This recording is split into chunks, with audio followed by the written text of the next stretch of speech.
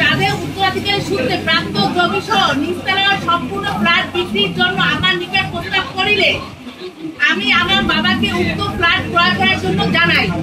আমার বাবা মা ভাই বোন দীর্ঘ প্রায় 18 বছর যাবৎ আমেরিকায় স্থায়ীভাবে বসবাস করছেন।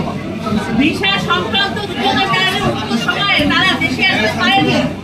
তাদের পাঠানো অর্থ এবং তাদের সংশ্লিষ্ট সম্মতিতে আমি উক্ত জমি সব ফ্ল্যাটটি 20/11/2019 ইংরেজি সালে আমি আমার নিজ নামে ক্রয় করি। ক্রয়ের পর থেকে উক্ত ফ্ল্যাটটিতে আমি সপরিবারে 5 বছর যাবৎ বসবাস করছি। কিন্তু অত্যন্ত পরিতাপের বিষয়, পারিবারিক দ্বন্দ্বের কারণে তাদের এক ভাই এবিএম সালাউদ্দিন খান বরিশালের যুগ্ম জজ আদালতে একটি মোকদ্দমা দায়ের করে, যাহার মামলা নং 113/2019। উক্ত মামলাটি বিজ্ঞ আদালতে চলমান আছে। উল্লেখ্য যে এবিএম সালাউদ্দিন খান দীর্ঘ 40 বছর যাবৎ ঢাকায় স্থায়ীভাবে বসবাস করে, সুতরাং বাড়ি দখলের কথাটি ভিত্তিহীন।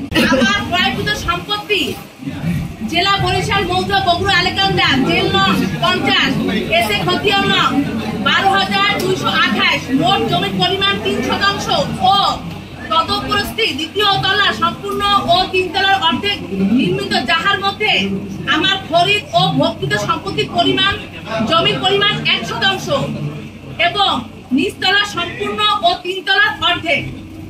উক্ত বিল্ডিং এর দ্বিতীয় তলায় বিক্রেতার এক ভাই মৃত মনিরুল ইসলাম কামালের পরিবার সহ বসবাস করছে, সুতরাং বাড়ি দখলের তথ্যটি ভিত্তিহীন ও মিথ্যা। গত কয়েকদিন এবিএম সালাউদ্দিন খান একটি কুচক্র মহলের প্ররোচনায় বিভিন্ন পত্রিকা ও সদর থানায় মিথ্যা ও বানোয়াট অভিযোগ জানিয়ে আসছে। এর প্রতিবাদে আমি বরিশাল পুলিশ কমিশনার, সদর কোতোয়ালি থানা, বিভাগীয় কমিশনার, বাংলাদেশ সেনাবাহিনী ও বরিশাল প্রেস ক্লাবে তাহার মিথ্যা অপপ্রচার এবং হয়রানিমূলক বিভিন্ন কার্যকলাপ হইতে পরিত্রাণ পাইবার সহযোগিতার আবেদন করেছিলাম। আমি মনে করি এই কুচক্র মহল রাজপথ এবং তৃণমূলের জনপ্রিয় নেত্রী সাবেক সংসদ সদস্য অ্যাডভোকেট বিলকিস জাহান শিরিনের রাজনৈতিক ও সামাজিক সুনাম পূরণ করার উদ্দেশ্যে উক্ত এবিএম সালাউদ্দিন খানকে দিয়ে এই অপপ্রচার চালাচ্ছে। এই ষড়যন্ত্রমূলক ও প্রতিহিংসামূলক অপপ্রচার থেকে পরিত্রাণ পাওয়ার জন্য আপনাদের সহযোগিতা কামনা করছি। অনলাইন নিউজ পোর্টালে বিএনপি নেত্রী সাবেক সংসদ সদস্য অ্যাডভোকেট বিলকিস জাহান শিরিনের বিরুদ্ধে বাড়ি দখলের যে মিথ্যা, বানোয়াট ও ভিত্তিহীন সংবাদ প্রকাশ করা হয়েছে, এ বিষয়ে আমি তীব্র নিন্দা ও প্রতিবাদ জানাচ্ছি।